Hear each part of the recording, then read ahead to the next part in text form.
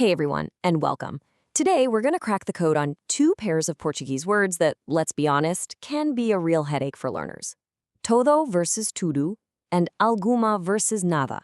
But don't worry, in the next few minutes, we're going to make sure you can use them with total confidence. All right, let's jump straight in with a classic problem. You see these two sentences. One uses todo, the other uses tudo. They both kind of feel like they mean all or everything, but you absolutely cannot just switch them. So what's the deal? This is one of those classic mix-ups, right? Well, we're about to make it crystal clear. So here's our game plan. We're going to solve the all or everything puzzle first. Then we'll dig into the anything versus nothing twist.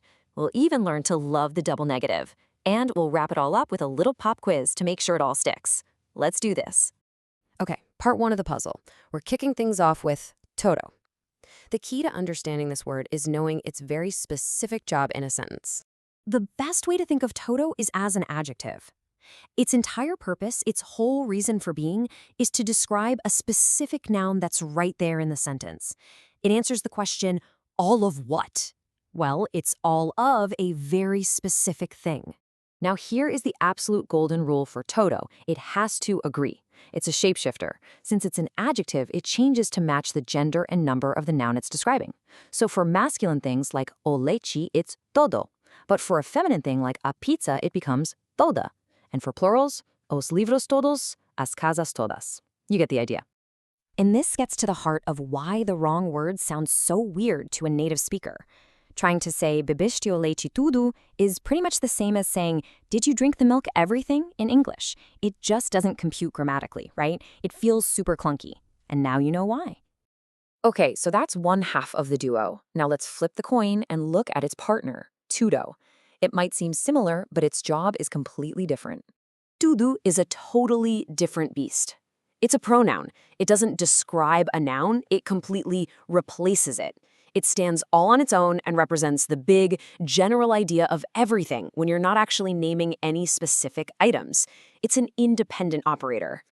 And here is the best part, honestly. Unlike tudo, which has to change all the time, tudo is, well, it's simple. It's invariable. That means it never, ever, ever changes. It's always just tudo, which makes it way easier to use once you know this little secret. Let's see it in the wild. Eu comi tudo means I ate everything. We have no clue what was eaten, just that the plate is clean. Or a classic, tudo está bem. Everything is fine. Again, we're talking about a general situation, not one specific thing. So let's put them side by side. On the left, todo points right to the cake. Comi o bolo todo. I ate all of the cake. But on the right, tudo flies solo. Comi tudo. I just ate everything. See that difference? One needs a noun buddy, the other doesn't. And here it is. This is your aha moment. If you remember one thing from this section, make it this. This is your go-to mental shortcut. If you are naming the object, the milk, the house, the books, you have to use todo. But if you are not naming it, if you're just talking about everything in general, it's tudo. It's really as simple as that. Okay, hopefully that's feeling a lot clearer. Let's switch gears and tackle our second puzzle, which, you'll see, works with a pretty similar kind of logic, the anything versus nothing twist. So, check out this little exchange. The question uses alguma coisa, but the negative answer uses nada. Now, in English, we might just use the word anything in both situations, but Portuguese is way more specific. So what's going on here? First up, we have alguma coisa. You can almost hear something in there, right? You use this in questions or positive sentences, basically anytime you mean at least one thing. Like, did you understand even one thing? Now, for that response, to really get nada, we have to talk about something that trips up a ton of English speakers, the double negative. But here's the secret. In Portuguese, it's not a grammar mistake. It's the rule. You're actually supposed to do it. So nada means nothing, or in this type of sentence, not anything. Its whole job is to show up in negative sentences and just hammer home the point that we're talking about a big, fat zero. You understood zero things, you saw zero things. And honestly, the rule is a super simple two-step combo. Step 1, put no right before the verb. That makes it negative. Step 2, add nada. after the verb to seal the deal. No, nada. That's the 1-2 punch for a clear negative. And here's the best way to think about it, I promise. In Portuguese, double negatives are your friends.